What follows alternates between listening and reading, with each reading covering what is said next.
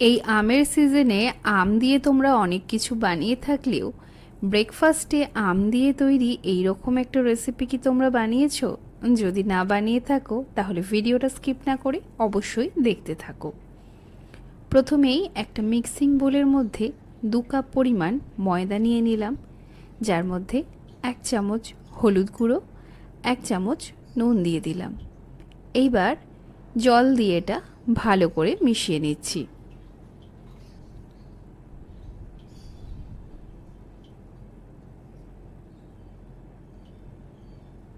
বেশ কিছুক্ষণ ভালো করে ফেটিয়ে নেওয়ার পরে এটাকে সাইডে রেখে দিয়ে আমি নিয়ে নিয়েছি একটা মিডিয়াম সাইজের পাকা আম। এইবার আমটাকে ভালো করে ছাড়িয়ে এইভাবে কেটে নিচ্ছি।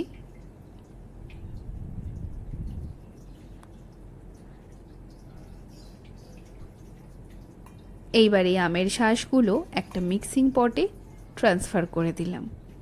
এটার একটা স্মুথ পেস্ট বানিয়ে নিতে হবে। যারা এখনও হোম কুক উইথ পুপু চ্যানেলটা সাবস্ক্রাইব করনি তাদের কাছে রিকোয়েস্ট থাকলো চ্যানেলটা সাবস্ক্রাইব করে বেল আইকনটা প্রেস করে দাও, তাহলে আমার চ্যানেলে আসে সমস্ত ভিডিওর নোটিফিকেশান সবার আগে তোমরা পেয়ে যাবে।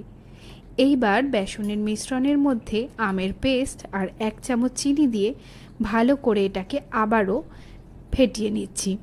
দিয়ে দিলাম 1 চামচ বেকিং পাউডার।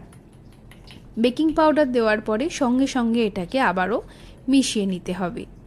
এইবার একটা এরকম কেক টিন নিয়েছি, তোমরা কিন্তু যে কোনো অ্যালুমিনিয়ামের পাত্র নিতে পারো। সেটার মধ্যে সামান্য একটু সাদা তেল মাখিয়ে নিলাম। এইবার মিশ্রণটা এর মধ্যে ঢেলে দিচ্ছি। এটা একটু ভালো করে এরকম ড্যাব ড্যাব করে দেব যাতে এর ভিতরের হাওয়াটা বেরিয়ে যায়। কড়াইতে জল দিয়ে একটা স্ট্যান্ড বসিয়ে দিলাম। 10 থেকে 15 মিনিটের জন্য মিডিয়াম ফ্লেমে এটাকে ভাপে রান্না করব। আর এই যে ছিদ্রটা, এটা একটা কাগজ দিয়ে ঢেকে দিলাম যাতে হাওয়াটা না বেরিয়ে যায়। তো এখানে এটা হতে হতে অন্য একটা প্যান বসিয়ে তার মধ্যে দিয়ে দিলাম কিছুটা পরিমাণ সাদা তেল, কারি পাতা, সর্ষে আর কয়েকটা কাঁচা লঙ্কা। দিয়ে দিলাম 2 চামচ চিনি। হাফ কাপ মতো জল দিয়ে এটাকে ভালো করে মিশিয়ে নিয়ে হাই ফ্লেমে 4 থেকে 5 মিনিট ফুটিয়ে একটু গাঢ় করে নিতে হবে। আর এদিকে দেখো এটা কিন্তু পুরোপুরি বেক হয়ে গেছে। আমি কিন্তু একটা টুথপিক দিয়ে দেখিয়ে দিলাম।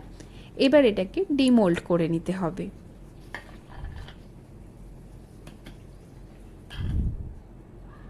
দেখতেই পেলে কত সহজেই এটা ডিমোল্ড হয়ে গেল। আর দেখে বুঝতেই পারছো বেশ কতটা জালিদার হয়েছে।